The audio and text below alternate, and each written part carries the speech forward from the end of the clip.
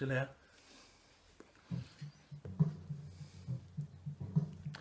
Stephen here. Happy Sunday evening. Welcome back to my living room. Apologise for the big shadow at the back. I'm trying a bit more light, so I hope it's not too distracting. But I want you to get the full benefit of my matinee idol good looks.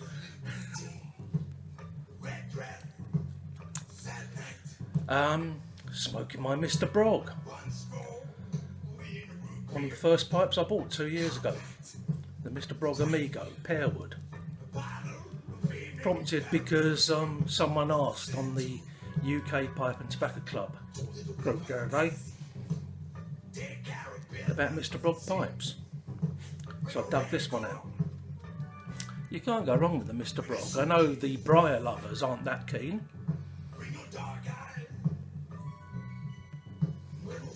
But Mr. Brog do make briars, but generally speaking they use pearwood, cherrywood, oak, bog oak, or mortar as otherwise known. Sometimes the stems let them down, they can be of a lower quality. This is a replacement stem, which is more curved than the original one, but the original one I bit through it in no time. But the pipe itself, it smokes beautifully. Still does 2 years on. I'm smoking some Pipe and Cigars Scottish Trout Street. How are we all? All well, I trust? I'm drinking some beer. Cheers. Happy Sunday.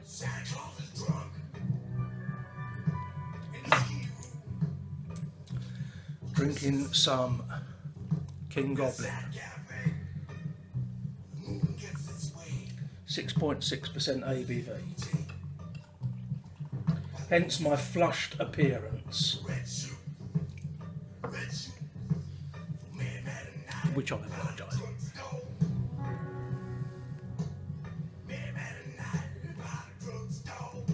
I'm listening to Tom Waits. As I said before, my all-time favourite artist of all time.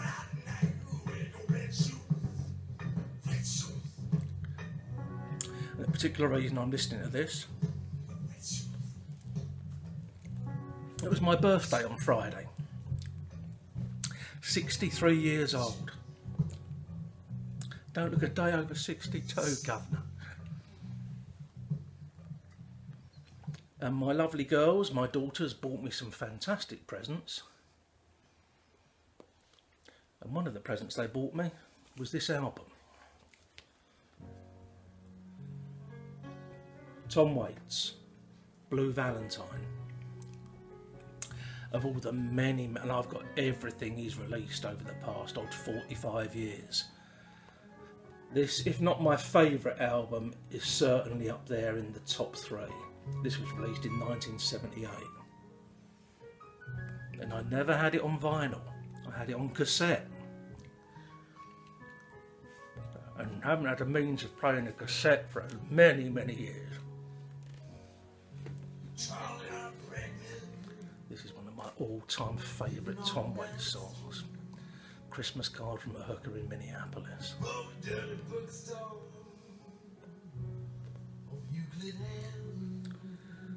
Yeah, I only had it on cassette and then bought it on CD when that came out. And so to have it on vinyl, because this modern vinyl is fantastic. Is it 180 gram vinyl or something? Solid vinyl, the sound reproduction is fantastic. Not like the cheap crap we used to get in the 70s, where you could wobble it. Yeah, a lot of it was recycled. And this is remastered by Tom and his wife, Catherine Brennan. I love it. Absolutely love it. So great presents from my girls.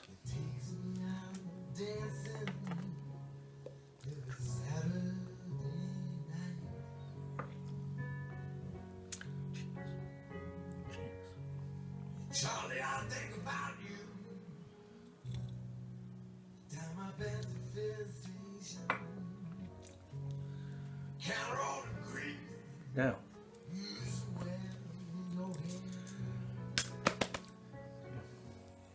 Steer loud down the record. Little and Anthony and the Imperial. Someone stole my record player.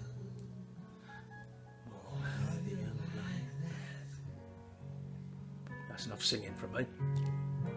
Or lip syncing, as I believe they call it nowadays.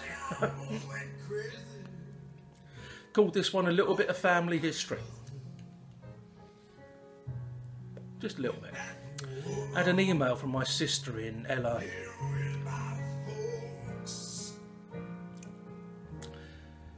And she was passing on an email that's from a cousin of ours. Someone who I haven't seen in 50 years. Easily 50 years. He's the oldest surviving member of the family. He's 83 now. But his daughter had been doing a lot of research into the family tree. That's really taken off over here. Mainly thanks to a BBC programme called Who Do You Think You Are, where celebrities dig into their past. I love it. Fascinating programme. Really love it. Well, I won't get sidetracked onto that. So yeah, his daughter had been doing a lot of research, and I think she's drawn up a family tree, which he's going to let me have, which I will be fascinated to see and might share it in a future video.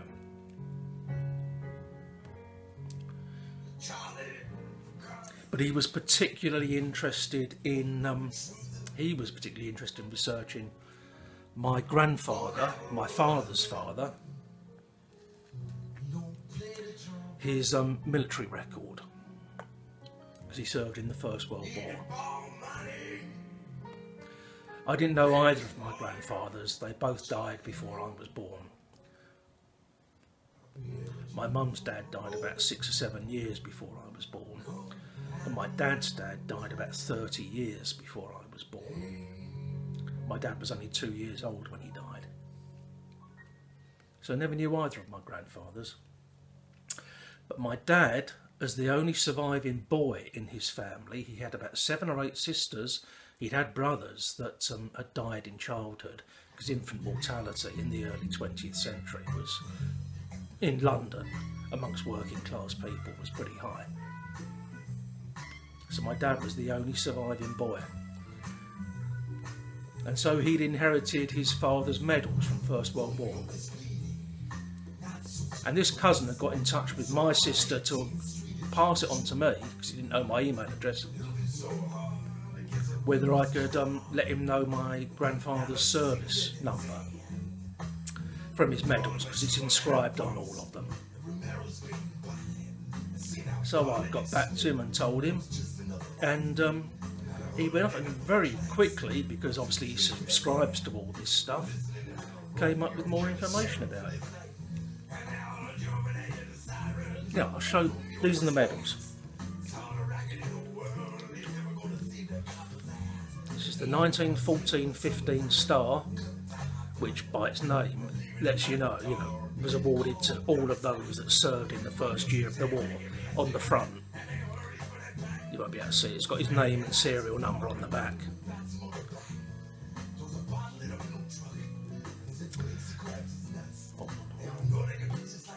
This is the Victory Medal, a picture of victory there on the front, and on the back, what does it say?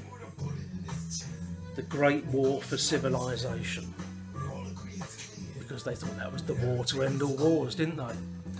As we've learnt about cost, that's not the case. Civilization still hangs by a thread. That was the Victory Medal, and then this was the British War Medal. It's got King George V on the front. On the back it's got quite a design which you won't be able to see the detail of, but I've got it up here on the web. Designed by a famous sculptor at the time. Shows St George naked on horseback and armed with a short sword. an allegory of the physical and mental strength which achieved victory over Prussianism. The horse tramples on the Prussian eagle shield and emblems of death, a skull and crossbones. In the background are ocean waves, and just off centre near the upper right rim is the risen sun of victory. The years 1914 and 1918 appear on the perimeter. Now those were his three medals. Now they became colloquially known or irreverently known after the First World War here in the UK as Pipsqueak and Wilfred, which was a very popular newspaper cartoon strip at the time.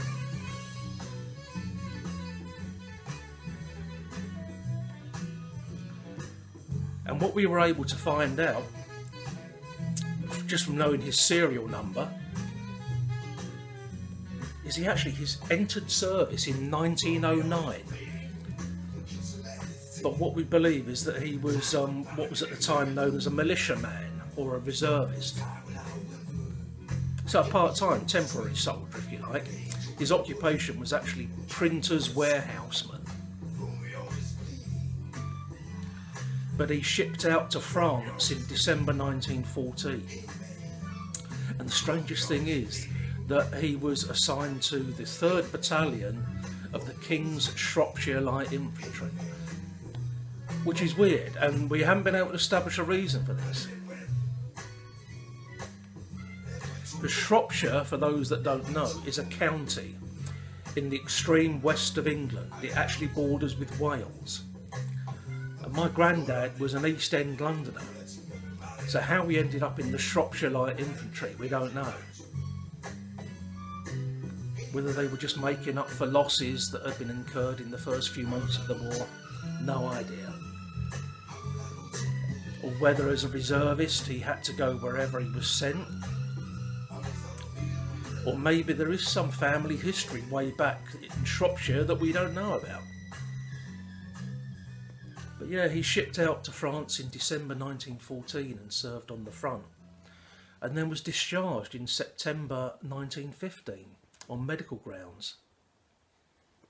No longer fit for military service.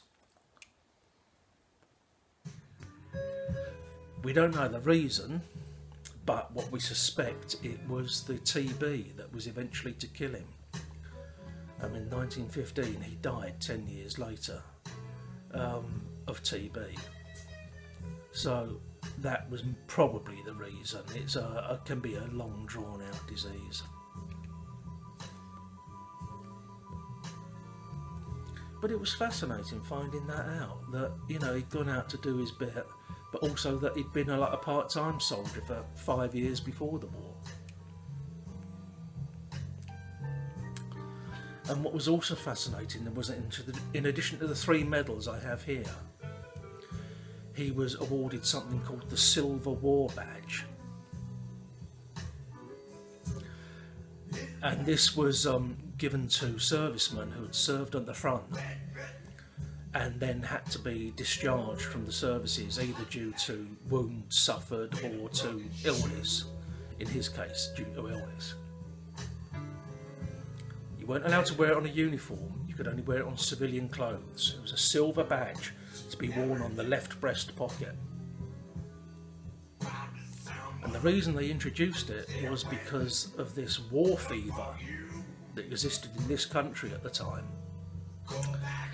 And what you'd often happen would be women, it was a different age, would approach men on the streets who were apparently fit and well and of military service age and hand them white feathers of cowardice,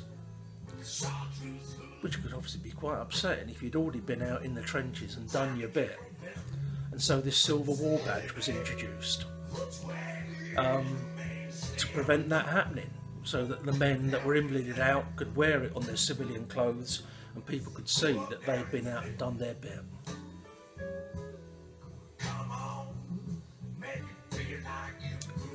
So that's my little bit of family history.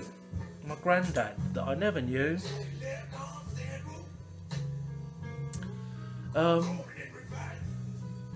doing his bit in the First World War, which must have been horrific. We can only imagine what it must have been like.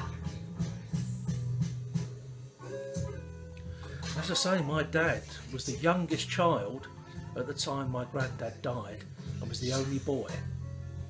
So he was raised by his mum and all his sisters. Some of his sisters being considerably older than him by a long way. And my grandmother,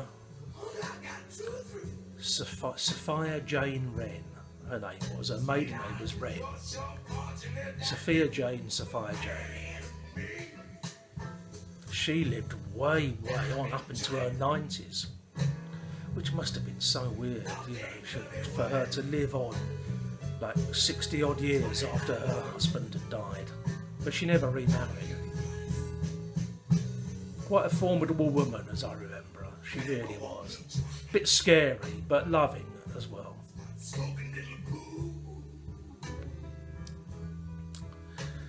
Any road up. I'm going to go off now. Quite enjoying this pipe. This tobacco's not bad. Cavendish, but caramel flavoured, but yeah, quite pleasant.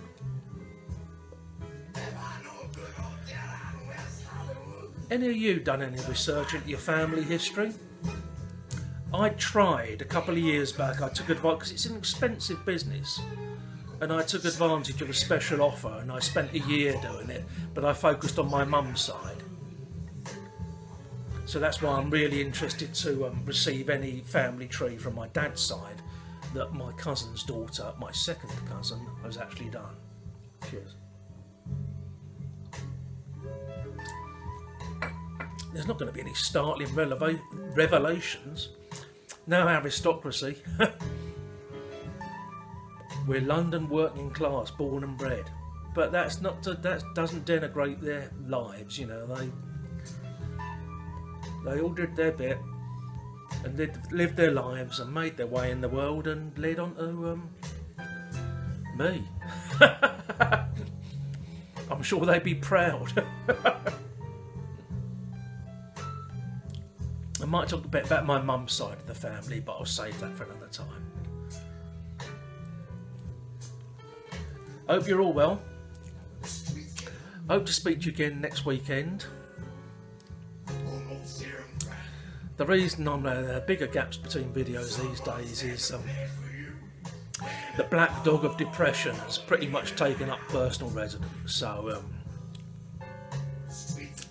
I'm fighting that, but then so are so many other people. It's a curse, but you have to live with it.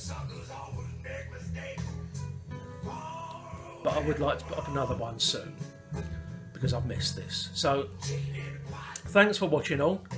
Take care. Hope you've had a great weekend and a great week ahead, and I hope to speak to you next weekend. Ta-da.